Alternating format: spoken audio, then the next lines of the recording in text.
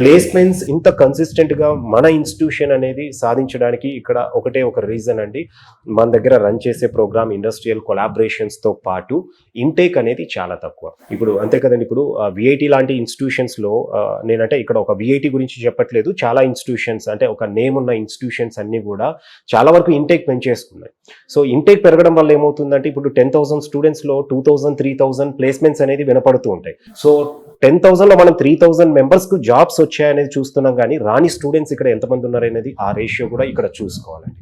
So మన దగ్గర ఉండే intake computer science, engineering and స్పెషలైజేషన్స్లో 540 ఉంటుంది కాబట్టి ఇక్కడ సో ప్లేస్మెంట్స్ అనేది కొంచెం ఈజీగా అనేది అచీవ్ చేసుకోగలుగుతున్నాం అనమాట ఇక్కడ.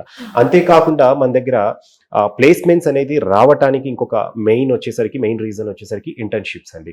సో ప్రతి స్టూడెంట్ జనరల్గా చాలా టైర్ 1 యూనివర్సిటీస్ కూడా స్టూడెంట్కు third year final year internships అనేది వాళ్ళని మోటివేట్ చేయడం జరుగుతుంది, ఎంకరేజ్ చేయడం జరుగుతుంది. మన దగ్గర స్టార్టింగ్ ఫ్రమ్ సెకండ్ ఇయరే ఇక్కడ స్టూడెంట్స్ వచ్చేసరికి ఇంటర్న్షిప్స్ అనేది వెళ్తూ ఉంటారండి. సో దాదాపుగా ఇప్పుడు లాస్ట్ 24-25 బ్యాచ్ తీసుకుంటే గనక మన దగ్గర ప్లేస్ అయిన స్టూడెంట్స్లో 50% వాళ్ళంతా కూడా ప్రీ ప్లేస్మెంట్ ఆఫర్స్ తోటే ఇంటర్న్షిప్కి వెళ్ళి, అంటే ఫైనల్ ఇయర్లో 3 to 6 months ఇంటర్న్షిప్ చేస్తారు కదండి.